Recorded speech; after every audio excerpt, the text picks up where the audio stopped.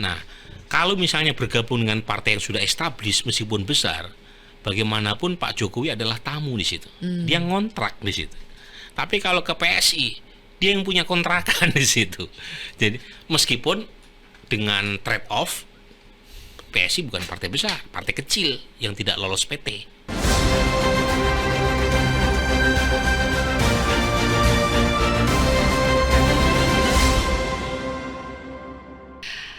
Kan beberapa hari ini kita juga mendengar bahwa PSI akan membuka pencalonan untuk ketua umum baru, ya kan? Akan segera mencari ketua umum baru.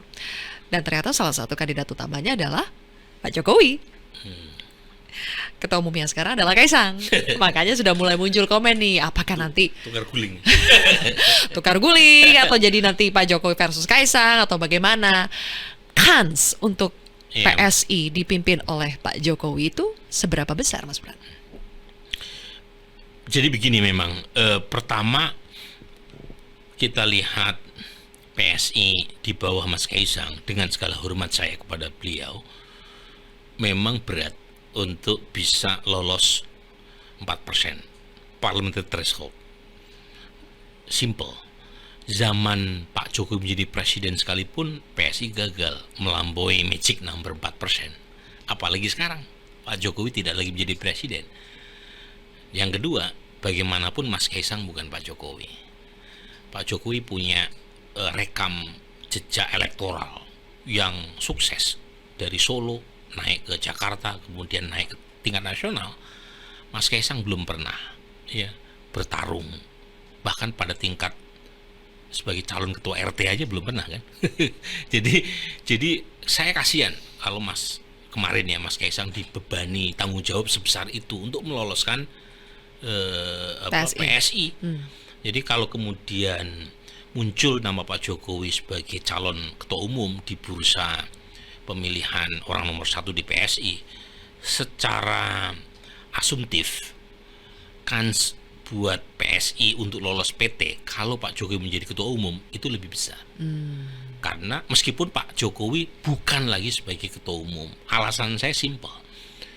Pak Jokowi itu udah punya loyalis, terutama di wilayah-wilayah seperti Jawa Tengah, Jawa Timur, Lampung, kemudian Sumatera Utara.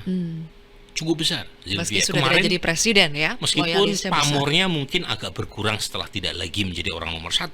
Ya. Tapi pilkada 2024 kemarin itu beliau sudah tidak lagi menjadi presiden. Itu Pak Jokowi efektif sebagai vote getter. Masih ada Jokowi effect. Masih. Di Jakarta tidak terlihat.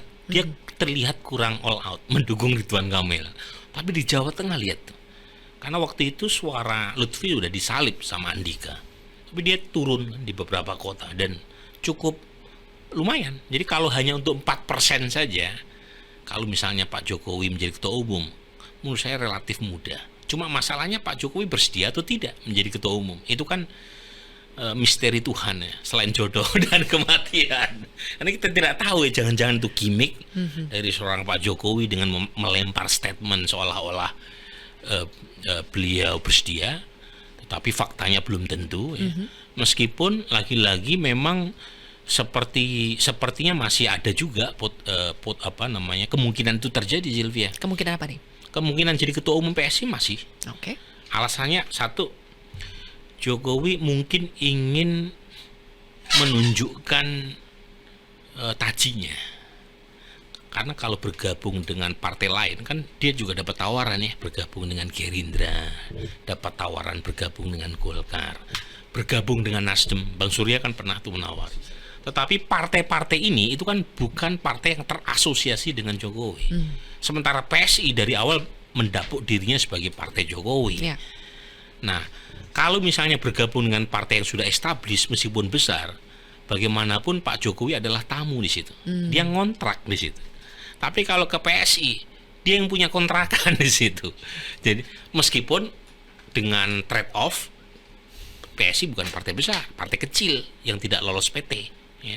Tetapi kalau dia menjadi ketua umum di PSI dan kemudian lolos, itu kan cukup mampu membuat Jokowi punya posisi tawar.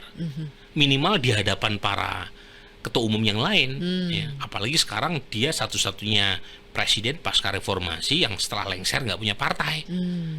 Pak SBY punya, Ibu Mega punya, Gus Dur punya, cuma dia yang nggak punya. Jadi mungkin dia ingin menunjukkan kemandirian. Ya. Kalau misalnya betul dia akhirnya memutuskan masuk ke gelanggang pertarungan. Ya. Oke. Dan yang kedua mungkin 2029. Karena kita tahu kan putranya sebagai wapres sejauh ini kan belum tentu juga kan untuk bersanding kembali dengan Pak Prabowo di 2029. Dan kalau misalnya PSI lolos PT, itu kan kartu Mas Gibran kan hidup lagi. Karena bagaimanapun ada partai yang bisa meloloskan ke Senayan. Tapi lagi-lagi semua sangat tergantung oleh keputusan seorang Jokowi mau atau tidak menjadi calon ketua umum PSI. Dan kalau misalnya dia bersedia, saya yakin Mas Kaisang akan mundur pelan-pelan. Nggak mungkin kan anak sama bapak. Pasti ya Mas Kaisang tahu diri ya. Dan sekalinya Pak Jokowi maju, itu pasti menang. Kalau di PSI, dia menang. Itu yang sekarang ditunggu sama PSI. Jadi sebenarnya kalau saya Menang melihat sebagai ketua umumnya ya maksudnya ya. Iya, kalau saya melihat PSI yang lebih butuh Pak Jokowi ketimbang Jokowi butuh sama PSI. Oke. Iya. Jadi karena bagaimanapun memang butuh terobosan dan tokoh dengan magnet super kuat untuk bisa mengangkat PSI. Karena kemarin di saat PSI bagian dari kekuasaan zaman Pak Jokowi sekalipun sekarang berada dalam kekuasaan tapi kan lain ya. Pak Prabowo kan punya partai sendiri. Zaman 2024 aja gagal. Dan yang terakhir survei saya PSI cuma 1%. Turun dibanding perolehan 2024. Artinya tidak ada pergerakan sejauh ini yang mampu menaikkan. Jadi butuh booster yang sangat kuat. Booster ya? yang super kuat. Butuh vaksin yang super kuat. Dan itu dari seorang Jokowi.